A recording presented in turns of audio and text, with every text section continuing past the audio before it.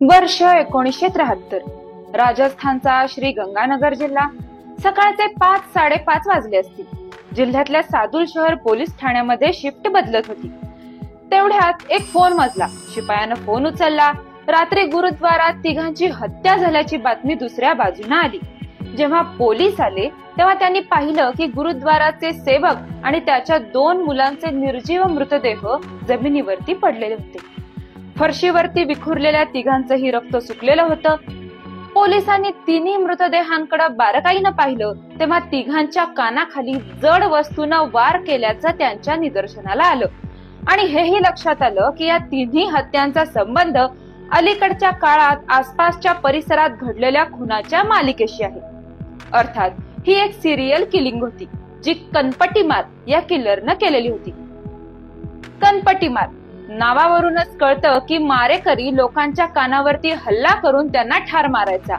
हा इतका क्रूर होता की यानं आतापर्यंत 10 पेक्षा अधिक ठिकाणी हल्ले केलेले होते.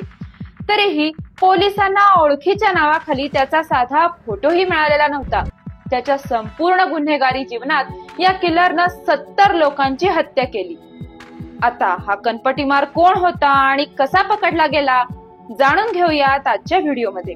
आणि हो, जर तुम्ही माझ्या चॅनलवरती नवीन असाल आणि कायदेविषयक घडामोडी, किस्से आणि केस लॉ जाणून घेण्यात इंटरेस्टेड असाल तर चॅनलला नक्की सबस्क्राईब करा. जर एकाच व्यक्तीनं अनेक लोकांची हत्या केलेली असेल आणि या खुनांचा कोणताही मोटिव्ह किंवा पॅटर्न स्पष्ट दिसत नसेल तर याला सिरियल किलिंग असं म्हणलं जातं. हा किलर रॅन्डम टार्गेट्स निवडतो आणि खून करतो. बहुतेक प्रकरणांमध्ये होणाऱ्या खुनांमध्ये कोणताही समान संबंध आढळत नाही. त्यामुळे गुन्हा करण्यामागचा नेमका हेतू काय होता हे शोधणं कठीण होऊन बसतं. कनपटीमार किलरच्या बाबतीमध्ये सुद्धा असंच घडलं. बहुतांश प्रकरणांमध्ये या बाबी चोरी किंवा दरोड्यापुरत्या मर्यादित असतात.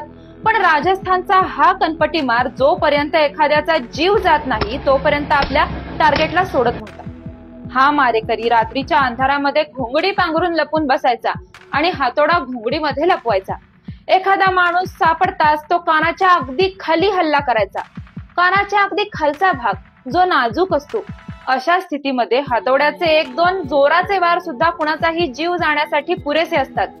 हा कनपटीमार एका मागून एक हल्ले करत होता. मात्र तो कोण होता, तो कसा होता आणि तो कुठे लपायचा याबाबत पोलिसांकडे कोणतीही माहिती नव्हती. हा तो काळ होता जेव्हा सर्व्हिलन्स आणि फॉरेन्सिक सायन्स सारख्या गोष्टी दुर्मिळ होत्या.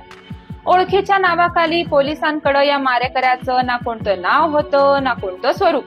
मारेकऱ्याच्या हल्ल्यातून बचावलेल्या काही लोकांची होती ती केवळ साक्ष की हा सिरियल किलर रात्रीच्या अंधारामध्ये घोंगडी पांघरून हल्ला करतो. मात्र 1973 मध्ये या प्रकरणाला मोठं वळण मिळालं. श्री गंगानगर मधल्या गुरुद्वारामध्ये कनपटीमारानं 3 जणांची हत्या केलेली होती. SP श्याम प्रताप सिंह यांनी या प्रकरणाचा तपास चालू केला. बरीच चौकशी केल्यानंतर एक सुगावा हाती लागला. हत्येच्या दिवशी एक व्यक्ती सादुल शहर रेल्वे स्टेशनच्या दिशेनं रेल्वे रुळावरून चालताना दिसल्याची माहिती मिळाली. ती कोण होती हे मात्र कळू शकलं नाही. सादुल शहर परिसरातले बहुतांश लोक एकमेकांना ओळखत होते. त्यामुळं सकाळी रेल्वे रुळाजवळ दिसणारी ती व्यक्ती लोकल नसल्याचं निश्चित झालं. तपासाची गोष्ट पुढे सरकत सादुल शहर रेल्वे स्थानकापर्यंत पोहोचली. इथं उपस्थित रेल्वे कर्मचाऱ्यांनी सांगितलं की सादुल शहर ते भटिंडा हे तिकीट पहाटेच काढण्यात आलेलं होतं. मग पोलीस पोहोचले भटिंडामध्ये. तिथूनच सादुल शहरासाठी तिकीट काढल्याचं आढळून आलं. ज्या व्यक्तीनं हे तिकीट घेतलेलं होतं त्याचा या हत्येशी नक्कीच काहीतरी संबंध असल्याची पोलिसांनी पुष्टी केली. पण नाव नाही, ओळख नाही, दिखावा नाही. या सगळ्याशिवाय मारेकऱ्याला शोधायचं कसं? त्यामुळं पोलिसांनी तीच जुनी पद्धत अवलंबली. अशा सगळ्या लोकांना बोलावून घेतलं की ज्यांनी या प्राणघातक किलरचा कधी ना कधीतरी सामना केलेला होता. पोलिसांना एक गोष्ट माहिती होती की मारेकरी ब्लँकेटनं स्वतःला झाकून घेतो. परंतु ही गोष्ट साहजिक आहे की पीडितेवरती हल्ला करण्यासाठी त्याला ब्लँकेट काढावंच लागत असणार. कारण घोंगडी काढल्याशिवाय कुणावरती असा हल्ला करणं शक्य वाटत नव्हतं. मग अशा परिस्थितीमध्ये पोलिसांना कनपटीमार मारेकऱ्याचा चेहरा दिसलेला एक पीडित तरुण सापडला. ज्याच्यावरती निर्जन रस्त्यावरून जात असताना कनपट्टीमार किलरनं हल्ला केला होता. यानंतर पोलिसांनी सगळ्या पीडितांची स्वतंत्रपणे चौकशी केली. या आधारे कनपट्टीमारचं ढोबळ प्रोफाईल तयार करण्यात आलं.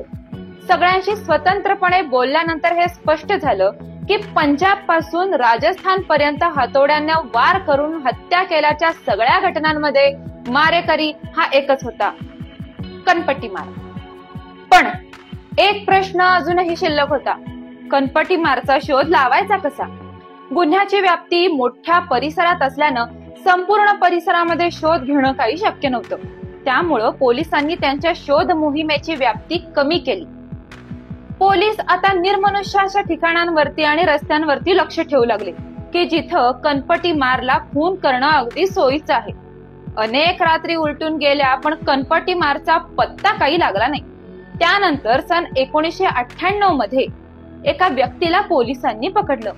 एका रात्री जयपूरच्या निर्जन भागामध्ये पोलीस गस्तीवरती होते.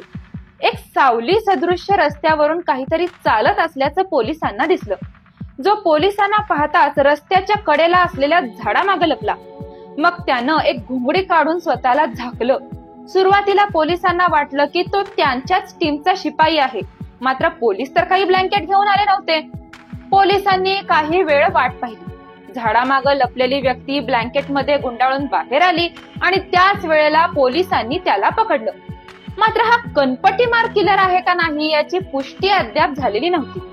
त्याची पोलीस ठाण्यामध्ये नेऊन पद्धतशीररित्या चौकशी केली. त्यांना आपलं नाव शंकरिया असं सांगितलं. आपला जयपूरचा पत्ता सुद्धा दिला.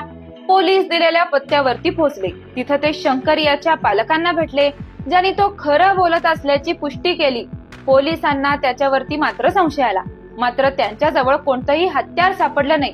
तर मग मृत्युमुखी पडलेल्यांच्या पोस्टमॉर्टम रिपोर्टमध्ये त्यांच्या डोक्यावरती आणि कानाच्या खाली हातोड्यानं वार करण्यात आलेल्याचं आढळून आलेलं होतं.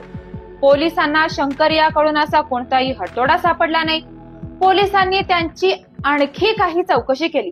शंकरियाला विचारण्यात आलं की संपूर्ण राज्यामध्ये कनपट्टीमारची भीती आहे. तब्बल 60हून अधिक लोकांची हत्या झालेली आहे. अशा स्थितीत तू एकटाच घोंगडी घेऊन कुठं फिरत होतास बाबा? अनेक दिवस पोलीस त्याची चौकशी करत होते आणि तो अस्पष्ट उत्तर देत राहिला. मग एके दिवशी शंकरिया अस्वस्थ झाला. पोलिसांनी त्याला विचारलं, आतापर्यंत सुमारे 60 जणांची हत्या झालेली आहे. कोणी केले तितके खून? यावर शंकरियानं दिलेल्या जबाबानं पोलिसांना मात्र धक्का बसला. तो म्हणाला, सर, मी 60 नाही तर 70 जणांना मारलेला आहे. होय, मीच आहे कनपट्टीमार. 25 वर्षाचा सडपातळ देखणा मुलगा हे करू शकतो याची पोलिसांना अजूनही खात्री वाटत नव्हती. पोलिसांनी त्याला हातोड्याबाबत विचारणा केली. शंकरियानं ज्या ठिकाणी हातोडा लपवला होता त्या ठिकाणी तो पोलिसांना घेऊन गेला. त्यानं झुडपा मागून एक हातोडा बाहेर काढला. यावरून हे सगळे खून शंकरियानंच केले असल्याचं स्पष्ट झालं. पोलिसांनी त्याच्या पालकांना त्याच्या दिनक्रमाबद्दल विचारलं तेव्हा त्यांनी सांगितलं की तो बहुतेक वेळा घरीच राहायचा, पण कधी कधी तो मित्रांना भेटायला रात्री उशिरा बाहेर जायचा, पण त्याचे मित्र त्याला कधी घरी भेटायला आले नाही. शंकरियानं हळूहळू सगळं सांगायला सुरुवात केली. त्याला 70 पैकी 50 खुनांची तारीख सुद्धा लक्षात होती. मात्र पोलिसांना 70 पैकी केवळ 63 हत्यांचे पुरावेच न्यायालयामध्ये सादर करता आले. शंकरियाला या हत्येचं कारण विचारलं तेव्हा त्यानं असं सांगितलं की जेव्हा तो लोकांना हातोड्यांना मारतो तेव्हा ते जीवाच्या आकांतानं ओरडायचे आणि त्याला आनंद व्हायचा. एके ठिकाणी तो असं सुद्धा म्हणतो की मरणाऱ्या लोकांच्या किंकाळ्या त्याला संगीताच्या सुरांप्रमाणे वाटत होत्या. शंकरियाचा गुन्हा दुर्मिळातील दुर्मिळ या श्रेणीमध्ये आला होता. त्यामुळं त्याचं प्रकरण आधी राजस्थान उच्च न्यायालयात आणि नंतर सर्वोच्च न्यायालयामध्ये पोहोचलं. पण सगळीकडेच त्याला फाशीची शिक्षा सुनावण्यात आली. त्यानं राष्ट्रपतींसमोर दयेचा अर्ज सुद्धा सादर केला, जो की फेटाळला गेला. तारीख होती 16 मे 1979 जेव्हा शंकरियाला फाशी देण्यात आली. शंकरिया खटल्याची विशेष बाब म्हणजे देशाच्या इतिहासातील हा सगळ्यात जलद खटला होता, ज्यामध्ये फाशीची शिक्षा देण्यात आलेली होती. जानेवारी 1979 मध्ये त्याला पकडण्यात आलं आणि मे महिन्यामध्ये त्याला फाशी सुनावण्यात आली. जेव्हा शंकरिया केवळ 27 वर्षांचा होता. पॉल सिम्पसन यांच्या द सिरियल किलर फाइल्स या पुस्तकानुसार मृत्यूपूर्वी शंकरियाला त्याच्या कृत्याची लाज वाटली. मृत्यूच्या काही वेळापूर्वी त्याने एका पोलिसांना सांगितलं की मी केलेले खून हे अनावश्यक होते. पुढे जाऊन भविष्यामध्ये माझ्यासारखं कुणी बनावं असं मला वाटत नाही. कनपटीमारची भीती उत्तर भारतातल्या भागांमध्ये पुढे बरीच वर्ष राहिली. एखाद्या हत्येचं प्रकरण जेव्हा उघडकीस येतं तेव्हा पहिली अफवा अशी पसरते की कनपटीमार पुन्हा आलाय. सिरियल किलरचं हे प्रकरण देशातलं सगळ्यात भयानक प्रकरण होतं. काही काळापूर्वी अमेझॉनवरती एक मालिका आलेली होती, पाताल लोक नावाची. त्यामध्ये एक पात्र होतं, हातोडा त्यागी. हे पात्र सुद्धा कनपटीमार शंकरियावरतीच आधारित होतं. तर हा होता माझा आजचा व्हिडिओ. हा व्हिडिओ तुम्हाला कसा वाटला हे मला नक्की सांगा. व्हिडिओ आवडला तर व्हिडिओला लाईक करा, शेअर करा आणि हो, चॅनलला सबस्क्राईब करायला विसरू नका. धन्यवाद.